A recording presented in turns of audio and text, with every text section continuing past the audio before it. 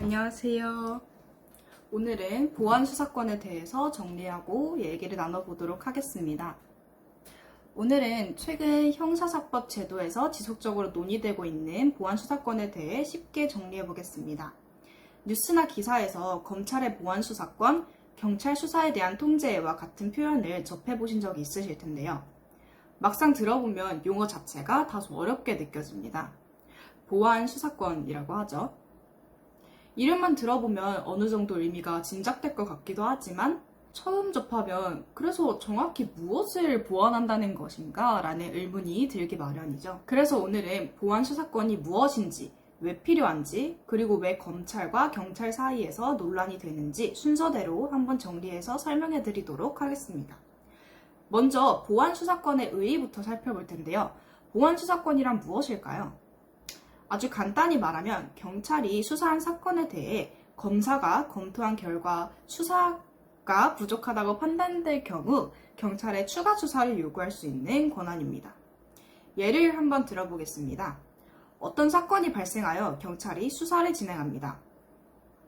경찰은 피해자와 피의자를 조사하고 CCTV 등을 확인한 뒤 사건을 검찰에 송치합니다.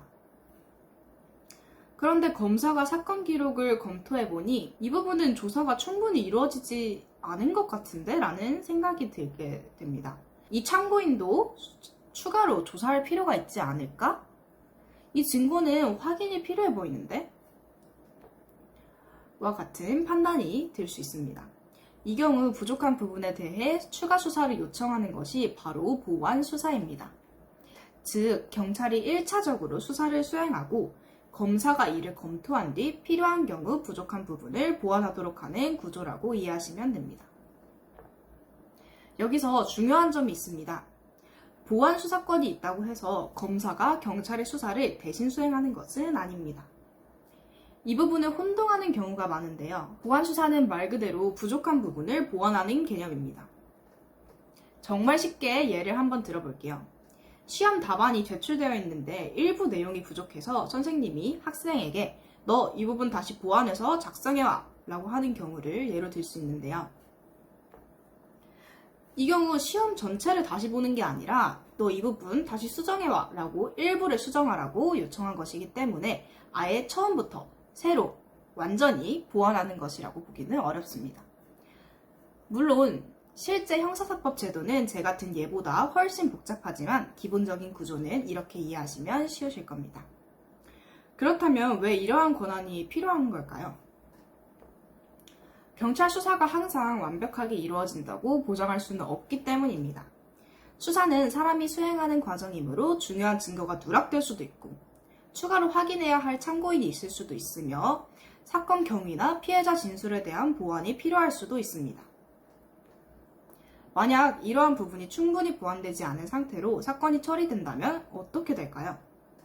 피해자 입장에서는 내 사건이 제대로 수사된 것이 맞는가? 라는 의문이 들 수 있겠죠.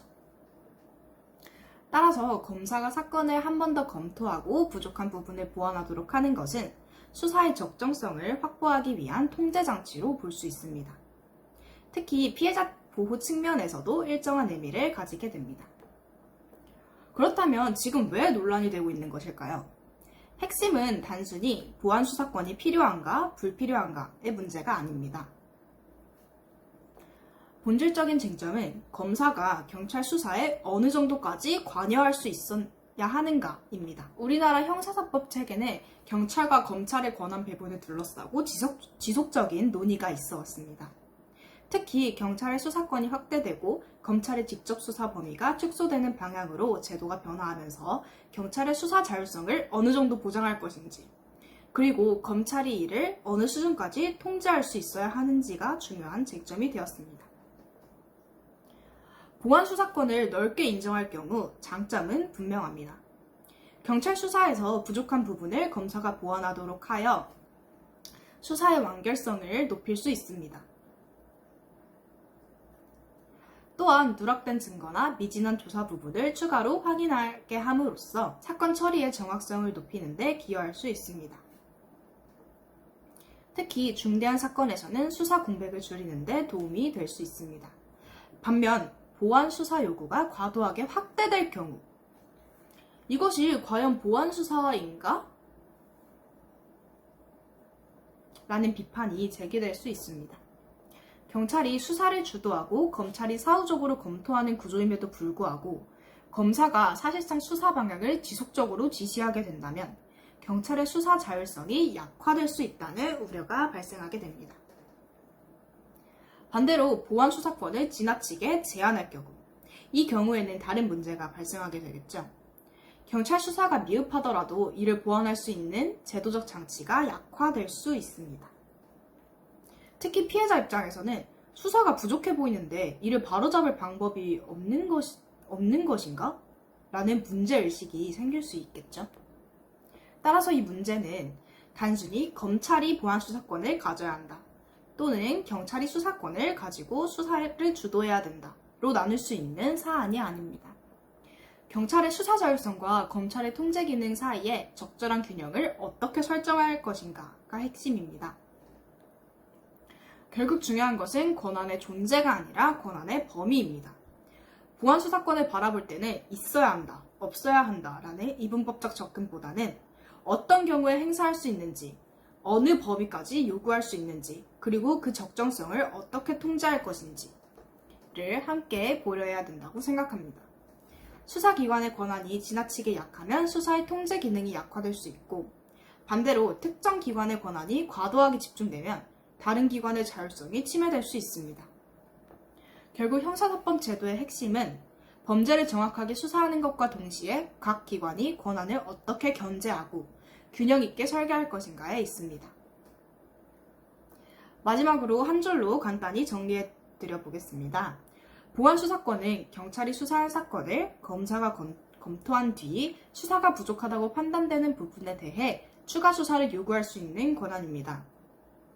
장점은 수사에 미흡한 부분을 보완하고 수사의 적정성을 확보할 수 있다는 점이며, 문제점은 권한이 과도하게 확대될 경우 경찰의 수사 자율성을 침해할 수 있다는 점입니다. 따라서 핵심 쟁점은 검찰이 경찰 수사를 어느 범위까지 통제할 수 있어야 하는가라고 정리할 수 있습니다. 오늘은 여기까지 정리해 보겠습니다. 시청해주셔서 감사합니다. 구독과 좋아요 꾹꾹 눌러주세요.